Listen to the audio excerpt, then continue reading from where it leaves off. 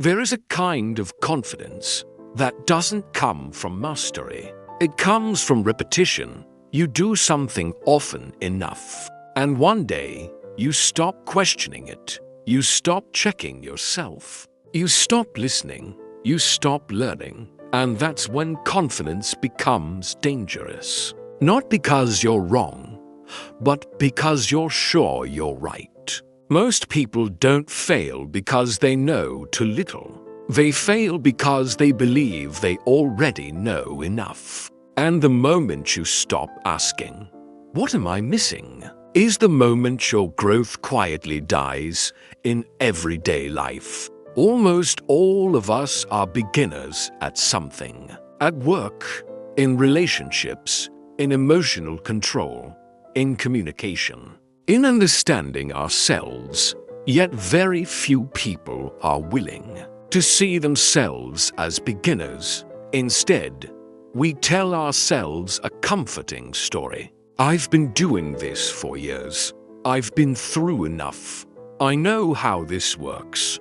And slowly, without realizing it, familiarity disguises itself as competence. We rate ourselves highly in skills that feel socially impressive, or basic enough that everyone should have them: communication, logical thinking, emotional control, driving, reading people, handling pressure. We do these things every day, so we assume we're good at them. But repetition is not the same as understanding. Doing something often doesn't mean you're doing it well. It only means you're used to doing it your way. Here's what makes this trap so subtle. In areas where we are clearly inexperienced, painting, singing, playing an instrument, or stepping into a completely new field, we tend to be humble. We hesitate. We observe. We ask questions. The gap between "I know" and "I don't know" is obvious, so the ego stays small. But danger doesn't live at the beginning. It lives in the middle. The most dangerous place is where you know little, enough to function, enough to survive, enough to feel competent, but not enough to see the full complexity. This is where ego speaks the loudest. You begin to trust your experience as if it were universal truth. You defend your opinions, not because they're accurate, but because they're familiar. You argue to win, not to understand. And without realizing it, learning stops. This is the moment confidence turns into illusion, not because you lack ability, but because you no longer see your limitations. And Stoicism warns us deeply about this, because wisdom doesn't start with certainty. It starts with restraint. The Stoics believed something radical. The more you think you know, the more carefully you should question yourself. Marcus Aurelius never called himself wise. Epictetus referred to himself as a student. Socrates became legendary, not for what he knew, but for knowing what he didn't. To the Stoic mind, the greatest danger isn't ignorance. It's unconscious ignorance, when you don't know and don't realize that you don't know. At that point, you stop listening, you stop adapting, you stop evolving. Not because the world stopped changing, but because you stopped updating yourself. So here's the paradox. Complete beginners are often safer than people who know just enough, because beginners know they don't know, and that awareness keeps them alert, curious, open. The real threat isn't being a student. The real threat is thinking you've already graduated. And in the next part, we'll explore why. Real confidence doesn't come from certainty, but from the courage to rethink everything you thought was settled. If the danger of confidence is not knowing what you don't know, Then the question becomes, what separates real wisdom from silent stagnation? The answer isn't intelligence. It isn't experience. And it certainly isn't being right. It's the willingness to rethink. Rethinking feels uncomfortable because it threatens something deeper than ideas. It threatens identity. When you rethink, you're not just questioning a belief, you're questioning who you thought you were. The smart one, the experienced one, the one who already figured it out. So instead of updating our thinking, we defend it. We confuse consistency with strength and certainty with competence. But here's the truth most people avoid. A mind that never changes is not stable. It's rigid. And rigid things break when pressure arrives. The Stoics never aimed to arrive at wisdom. They aimed to practice it every day. They believed the mind should remain flexible, observant, aware of its own blind spots. Because life doesn't stop changing. Just because you feel confident, to the Stoic, certainty is not safety, clarity is, and clarity only comes when you're willing to examine your own conclusions, especially the ones formed by habit. There is something seductive about knowing just enough. It gives you opinions, confidence, a sense of control, but not depth, not humility, and not resilience. So you begin to mistake familiarity for truth. You say, "This has always worked for me. This is how people are. This is just how life goes." Without realizing it, you stop asking better questions, and when questioning stops, growth stops, not loudly, not dramatically, but quietly, day by day. Modern psychology has a name for this trap. Not stupidity, not ignorance, but overconfidence rooted in familiarity. The most dangerous minds are not the ones that know nothing. They're the ones who know enough to stop being curious. That's why real intelligence doesn't show up as certainty. It shows up as flexibility, the ability to say, "I might be wrong. There's more here than I see. Let me look again." Rethinking doesn't weaken confidence. It purifies it, because confidence that survives questioning is far stronger than confidence built on habit. When you allow yourself to be wrong, you stay alert, you stay adaptable, you stay alive intellectually. And this is what separates people who keep growing from people who slowly fossilize. So the goal is not to doubt everything. The goal is to doubt the things. You stopped questioning too soon, because wisdom doesn't come from defending your conclusions. It comes from revisiting them before life forces you to. In the next part, we'll look at the subtle signs that reveal when confidence has crossed the line from strength into illusion. And once you see them, you can't unsee them. If wisdom grows from the courage to rethink, then the real danger is not being wrong once in a while. It's living in a mindset where being wrong no longer feels possible. And that danger doesn't announce itself loudly. It slips in quietly through habits, reactions, and the way you respond. When your certainty is challenged, one of the first signs that confidence has crossed into illusion is speed. You reply quickly, you interrupt mentally. You already know what the other person is going to say before they finish. Not because you're sharp, but because you're no longer curious. Listening becomes a formality. Understanding becomes optional. And once listening disappears, Learning follows. There's a subtle shift. That happens in the mind. You stop asking, "Is this accurate?" and start asking, "How do I defend this?" You collect arguments instead of insights. You debate to win, not to refine your thinking. At this point, your belief is no longer a tool. It becomes a shield, another quiet warning sign. You treat your experience as universal law. This worked for me. This is how people are.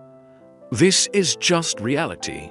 Without noticing it, your world shrinks to the size of your own perspective, and anything outside of it feels wrong, not because it is, but because it's unfamiliar. Because nothing feels wrong. You're functioning, you're competent, you're comfortable, but you're no longer evolving. You're using outdated mental models in a world that has already moved on, and comfort convinces you that no update is needed. The final signal is emotional. You don't just disagree, you feel irritated.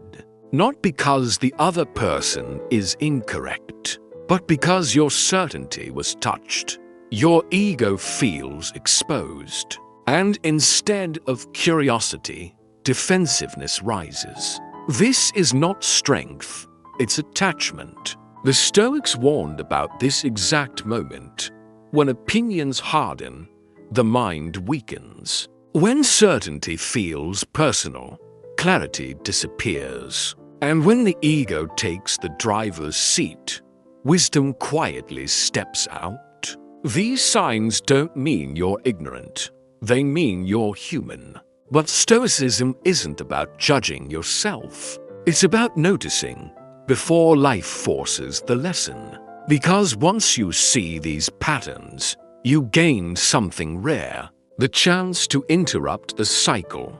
In the next part, we'll explore how the Stoics trained the mind to stay flexible, grounded, and intellectually alive, even after success, experience, and confidence arrive. How the Stoics trained the mind to stay flexible. Once you recognize the signs, you face a quiet choice.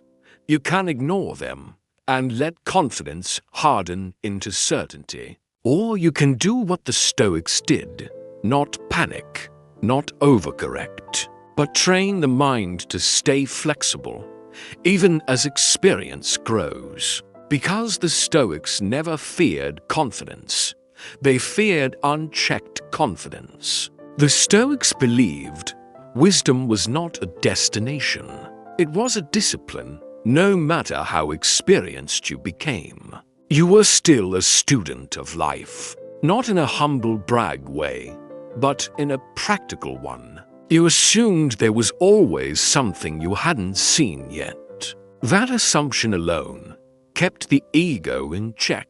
When you see yourself as a student, questions stay alive, curiosity stays active, certainty stays provisional, and growth continues quietly, steadily. One of the core Stoic ideas was this: what you experience first is not truth. It's an impression, a mental shortcut, a reaction, a familiar interpretation. And the Stoics trained themselves to pause before accepting it. They asked, "Is this accurate, or is this just familiar?" That pause is where wisdom lives. This one is subtle and powerful. The Stoics didn't tie their worth to being correct. They tied it to being aligned with truth. That means changing your mind is not a loss. Being wrong is not humiliation. Updating beliefs is not weakness. It's maintenance, like sharpening a blade before it becomes dull. At the end of the day, Stoics would review themselves, not to judge, not to punish, but to notice. Where did I assume too much? Where did I stop listening? Where did I defend instead of explore? This wasn't self-criticism. It was self-calibration. The Stoics didn't aim to have opinions on everything. They aimed to have clear positions on fewer things, clarity over quantity, depth over display. Because a mind spread too thin loses its edge, and a mind that knows its limits stays sharp. So the Stoic solution was never about shrinking confidence. It was about anchoring it, confidence rooted in awareness, in humility, in constant adjustment. Because the strongest minds are not the loudest. They are the ones that remain open long after certainty would have closed the door. In the final part, we'll bring everything together and redefine what true confidence actually looks like. In a world that rewards certainty but punishes rigidity, what real confidence actually looks like when confidence is anchored in awareness rather than ego. Something subtle begins to happen. You stop needing to prove how much you know, and that's when real confidence finally appears. Most of the world confuses confidence with certainty, with quick answers, firm opinions, strong declarations. But certainty is fragile. It breaks the moment reality disagrees. True confidence is quieter. It doesn't rush to conclusions. It doesn't panic when challenged. It doesn't feel threatened by new information because it was never built on the illusion of being finished. When your confidence is real, you listen longer, you speak less. But more precisely, you're willing to pause and say, I need to think about this, not because you're unsure of yourself, but because your self-worth is no longer tied to being right. You don't cling to ideas, you examine them. The strongest minds are not the ones with the most answers, they're the ones with the best questions. They revisit assumptions. They update beliefs. They refine their thinking without needing a crisis to force it. They understand something rare. Growth doesn't come from confidence alone. It comes from confidence plus humility. The final illusion is believing there's a point where learning ends, where experience replaces curiosity, where I've seen enough becomes an excuse to stop looking. But life doesn't reward finished minds. It exposes them. The Stoics never tried to be the smartest person in the room. They tried to be the most awake. Awake to their limits. Awake to their assumptions. Awake to the quiet moment when certainty should give way to reflection. Because the most dangerous confidence is not arrogance, it's comfort. And the most powerful confidence is not knowing, it's staying open long after others have closed their minds. So the question isn't, how confident are you? It's this, when was the last time you allowed yourself to rethink what you were sure about? If this reflection stayed with you, if it made you pause, even just for a moment, that means the work has already begun. This channel isn't here to give you answers. It's here to help you ask better questions. So if you value depth over noise, clarity over certainty, and growth that happens quietly, consider subscribing to Stoic Haven Way. New videos arrive, not to impress you, but to challenge you, gently, honestly. Thank you for giving this time your full attention. Until next time, stay awake.